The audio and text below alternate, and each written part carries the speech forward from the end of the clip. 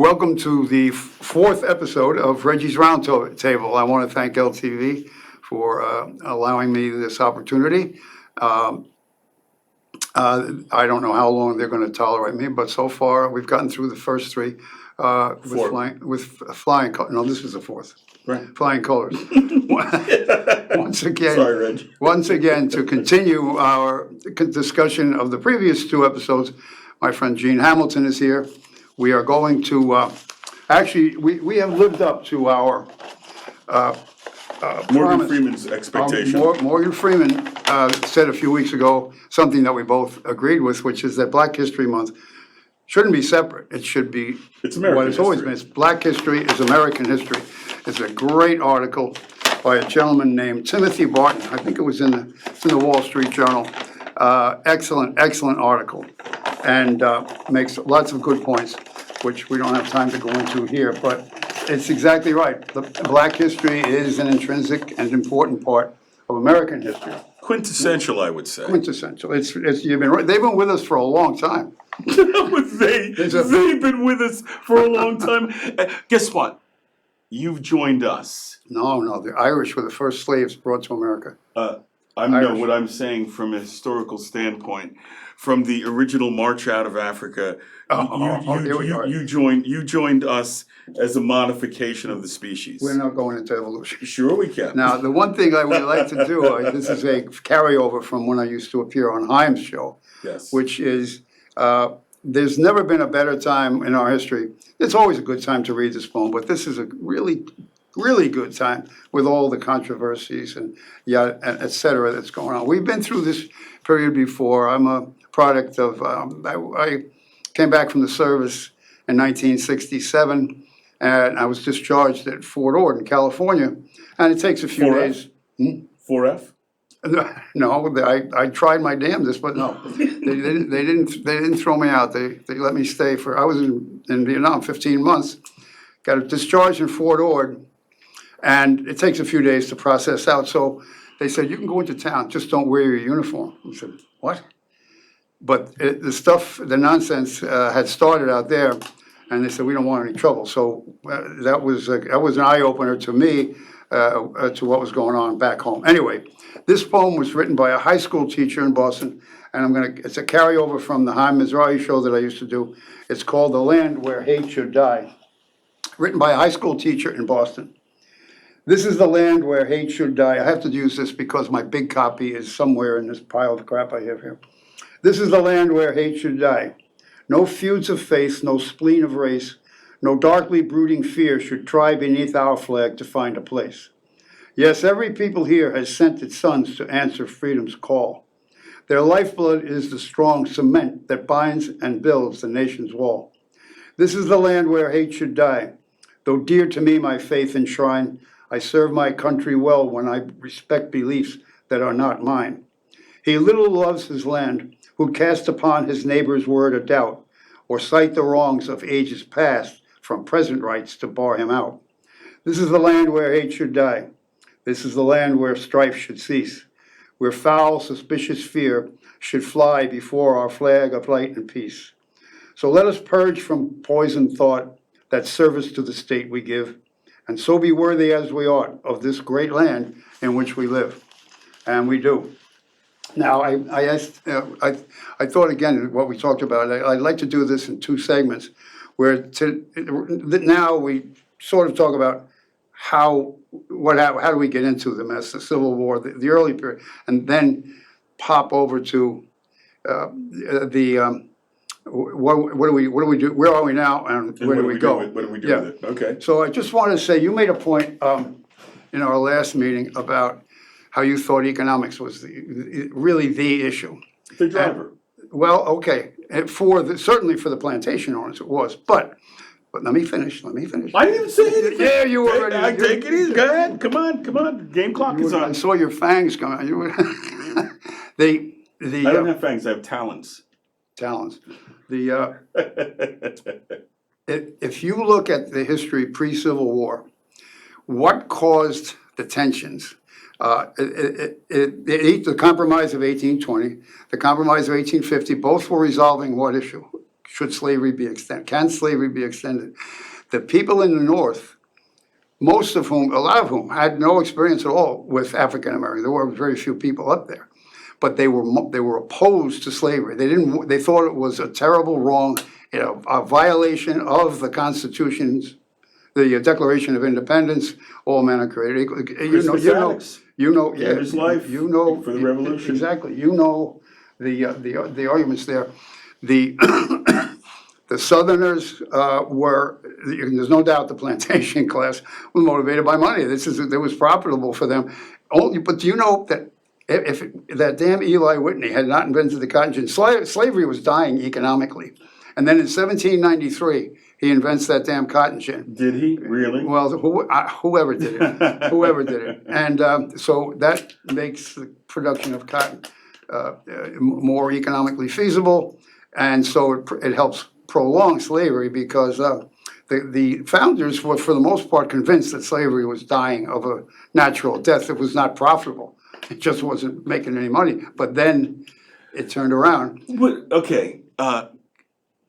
If you look at the numbers of exports from the United States from the entire a major growing period of time in the South, particularly the growing of cotton, you will find that the exports of cotton to Europe funded most of the government of the United States. It was a huge cash crop. It was huge for Europe for manufacturing. It was huge for the Industrial Revolution. So when I say that money was the driver and cotton was you're shaking your head, but you can look it up. Well, it was cotton, it was money, and the do you know that Southern plantation owners, after the Civil War, took some of their slaves and went to Cuba and went to Brazil and went to all these other places? Yeah, I know. Yeah, so because they did not want to give up not the slaves, but the money generated from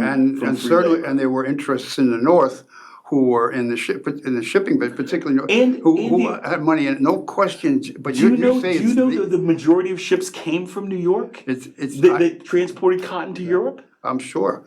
And all of so Wall Street was in it too. Yeah, absolutely. But you're saying it's the driver.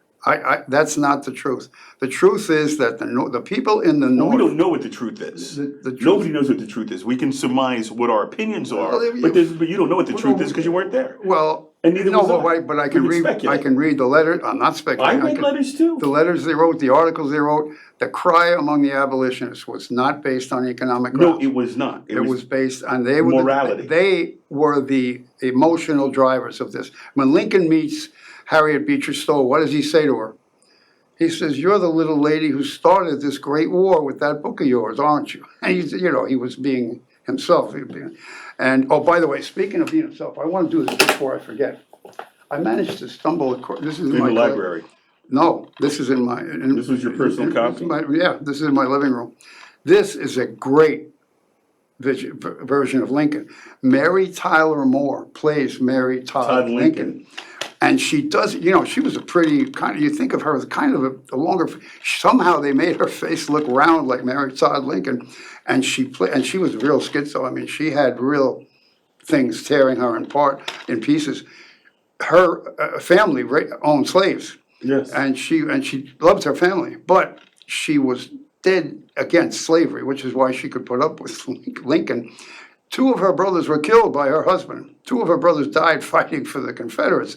So you talk about someone who every day lived with forces. Well, I mean, a lot of Americans had relatives. I mean, people from the North had relatives in the South. Absolutely. That's there were guys who faced each other across trench lines. Brother against brother, cousin against cousin. That's what makes Civil War a terrible war. So, speaking of which, let me get this one point out. Go ahead. I brought up one of my frustrating things is to listen to what Lincoln tried to do. And I don't think he went far enough. I don't think he reached out far enough to the South. But in those days, it wasn't easy. You couldn't communicate the way we can communicate now. Oh, that's what I mean. But the thing is, he did offer Jefferson Davis the continuation of slavery. That's right. Thank you, Lincoln. But not the spread of it. He was not going to allow it to spread anymore, and they were. To the territories which were Kansas and all those places to the west. But the South knew that by doing that, those would become northern Republican abolitionist states, and that they would lose power in the Congress, and that slavery would be voted out anyway. And they lose economic power as well. Well, yes, that's true. Because you got to follow the money, Reg. It'll never change. But we'll agree to disagree. That you say it's the driver, I say no. Anyway, he says in his first inaugural, the famous one is the second, with malice toward none, with charity for all, with firmness in the right, as God gives. He could put words together. He could write. He says, this is the very end of the first inaugural. He goes through this very lawyer-like, very legalistic, why I have to do them, what they want me to do, back and forth. But he says, in your hands, my dissatisfied fellow countrymen, and not in mine, is the momentous issue of civil war. The government will not assail you. You can have no conflict without being yourselves the aggressors. You have no oath registered in heaven to destroy the government, while I shall have the most solemn one to preserve, protect, and defend, which is the oath he takes. Constitution. Now, he says, I am loath to close. We are not enemies, but friends. We must not be enemies. Though passion may have strained, it must not break our bonds of affection. This line gives me goosebumps every time I read it. The mystic cords of memory stretching from every battlefield and patriot grave to every living heart and hearthstone all over this broad land will yet swell the chorus of the Union when again touched, as surely they will be, by the better angels of our nature. And that Better angels of our nature is a classic line. Begging for some sort of reconciliation was not printed in the Southern newspapers. Of So course they it never saw the wasn't. message. Of course it wasn't, because they thought they could win, and it looked like they I could gave you win. your very own copy. Oh, geez, thank you so much. I can. Alrighty, I'm gonna frame this and put it above my wood stove. No, it's a very lawyer-like speech in the beginning, but people were used to that, and then the ending though it's just he's begging them, don't do it.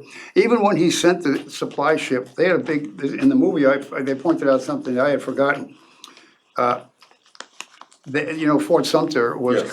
cut off, so they weren't allowed supplies to get in. They had apparently about 2 weeks left of provisions. So Lincoln sends a ship. Some of them wanted him to start a war with Spain and France over Florida so it would unify the country. Let's go to war against them instead of fighting each other. Isn't that a classic? Isn't that a classic? Doesn't that happen all the time? That was one of his cabinet members. He went, Oh, wow, have you got the Navy that I don't have to The accomplish first this?" opportunity to have a false flag. Yeah. So anyway, he sends this supply ship down, and the guy said, "Well, what is it? He said, "Well, it'll take 2 weeks to get there, and a lot can happen in 2 weeks." And things did happen. He tried to get Robert E. Lee to become the general, and again, it's my belief. It's his own. This is speculation. That if he had done so, if he had said, yes, I'll stay in the Union, I think Virginia would have gone with him. That's how. But they still would have had the Civil War. Oh, I don't think so, because without Virginia, Virginia was a huge chunk. That was the South, because it was. Anyway, it was the biggest population, But the Deep South was. They might have, adamant, but they wouldn't. Well, it would have gone quickly. They wouldn't have had the resources. They would have gotten a quick spanking. Yeah. It's just such a tragedy to see this thing unfold, which of course left. But is it a tragedy? Oh, what?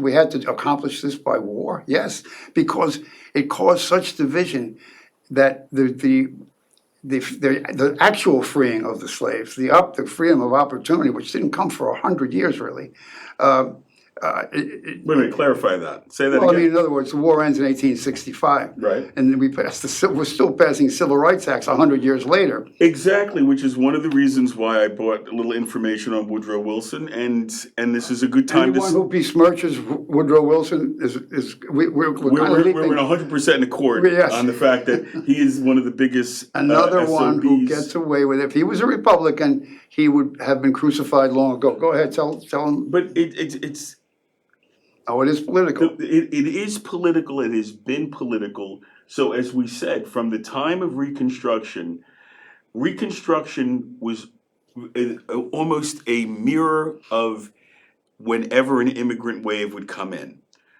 People had skills, they had dynamism, they were motivated, and they were successful. It's not until a concerted, physical, you could almost say military action was taken against the African Americans in the South primarily by raising the Army of the Klan, which Woodrow Wilson was in full support of. Yeah, but that's much later. That was, but it doesn't matter. I'm saying is that you have a period from Reconstruction all the way to the present day where you have both political, less physical. It used to be easy to go and lynch somebody. It used to be easy to go and burn down their village and town. It was easy because you controlled all of the various aspects. You controlled the government, you controlled the police, you controlled the judges, and of course, the outcome you're going to get, you're not going to get justice. Well, when they withdrew the federal troops from the South, the Southern politicians took over and put the Jim Crow laws into effect. And Exactly. So, when you're moving back and forward through time, you're moving to the modern times and you're asking these questions. Where do we go from here? How did we get here? Well, it's very simple. When it's legislated, that means that the government is responsible. They've legislated it into law. If you're legislating that you want to repress somebody, and then you turn around and say, why are they not succeeding? You have already legislated their lack of success. So you've continued to undermine throughout history of this country. to bar them out, as the poem says. Yes. So when you see these modern narratives on TV, on the news, and you hear all these pundits saying all this stuff, and these thugs, and these this, and these that, it's like, how did we get here? You did it. You did it because you legislated it. You did it because you wanted to. And now we have the prison industrial complex, where you're taking the same people. Well, now we're getting into the modern era. So I'm running it all through time. It doesn't matter because it's one continuous string of fact, not fiction. And Thomas Sowell and I disagree with you on why that is the prison to school, the school to prison thing. We'll Cui get bono.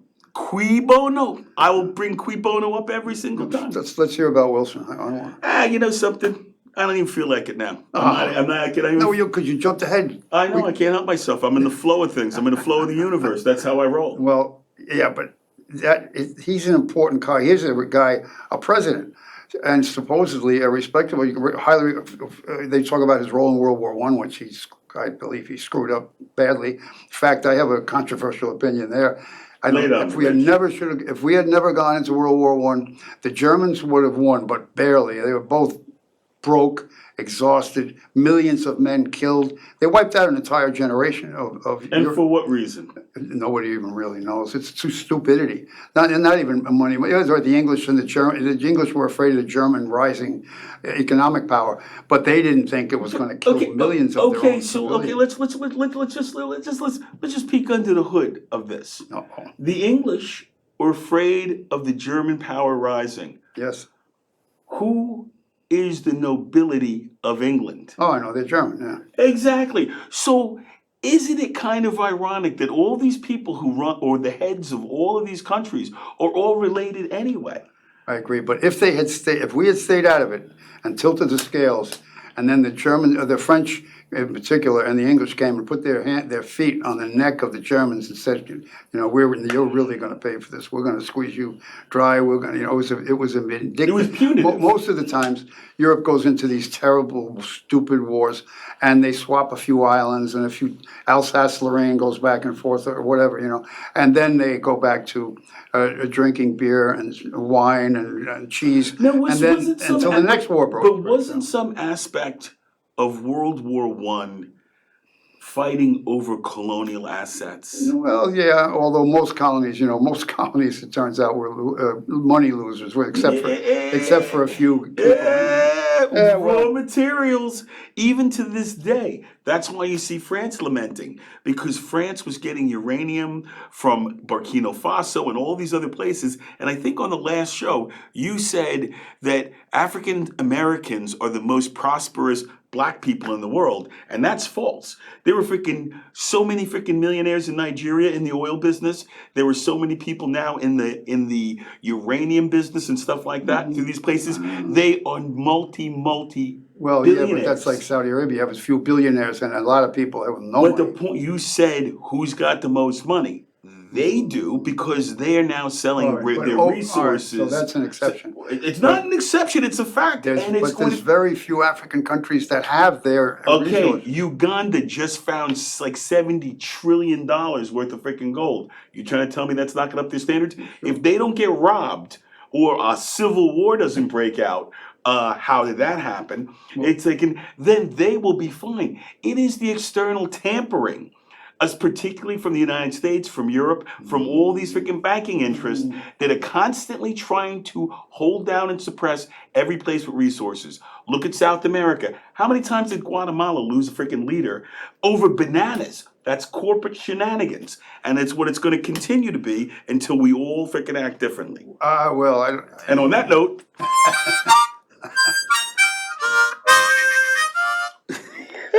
I think I had it the wrong way. No. Wait till I learn to play my violin. We'll be able to do a duet. And now, with that next commercial break, we're going to talk about Reginald Cornelius brand coffee. That was not part of the script. I had no idea. We don't have a script, Reggie. I know. Where's my violin? No. Anyway. Here it is. Here. Anyway, yeah, that's what it'll sound like. Listen, you love to stress this economic thing because it's a fact. Yeah, but World War I was a problem of stupidity, ego.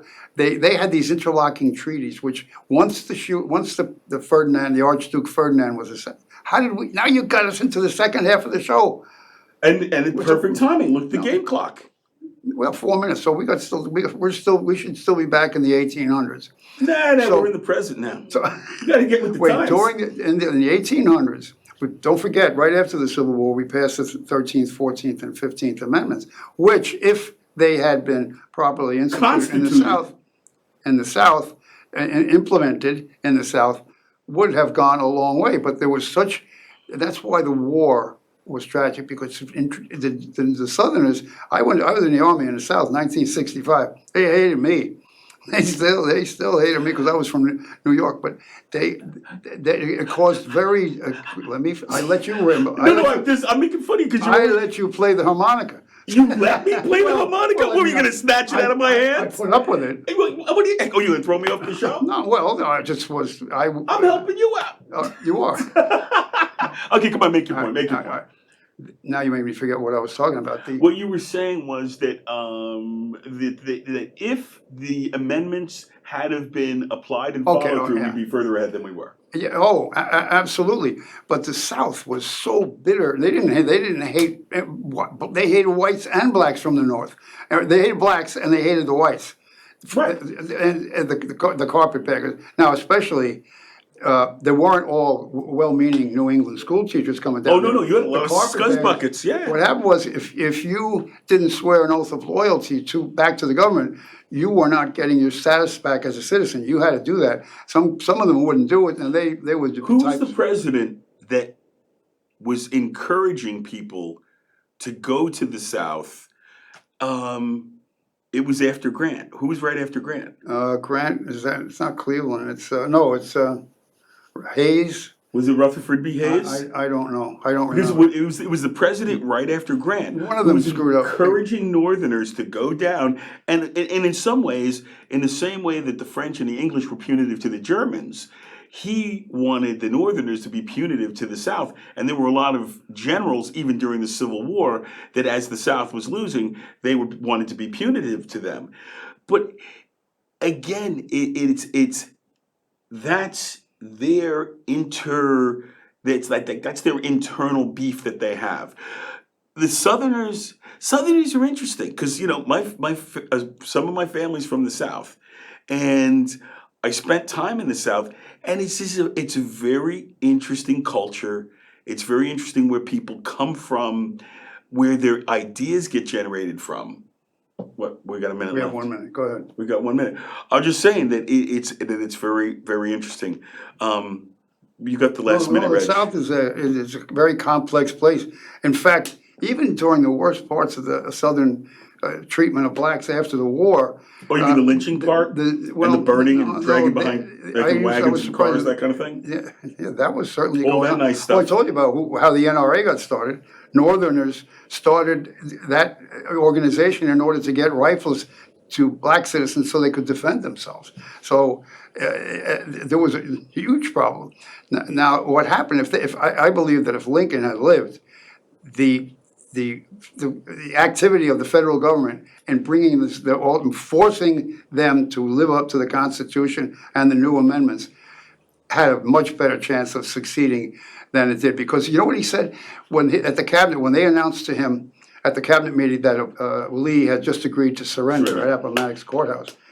He said couple of his cabinet members were, yeah, we're going to show those damn we're going to make them wish they had them. And he said, no, we're going to let them up easy. That's the phrase he used. We're going to let them up easy, And if I believe he would have carried that out, and so that's another tragedy, the assassination. By the way, did I mention this one? You did. This is so well acted. What's this guy's name? The actor is Sam Waterston and Mary Tyler Moore. They do an incredible job. It's really because it's such it's a great story. But And that's time. and now time's up. Thank you for listening to us. If you're still there. No. The zero stopped. So Zero. Okay. yeah. So that's it. Oh.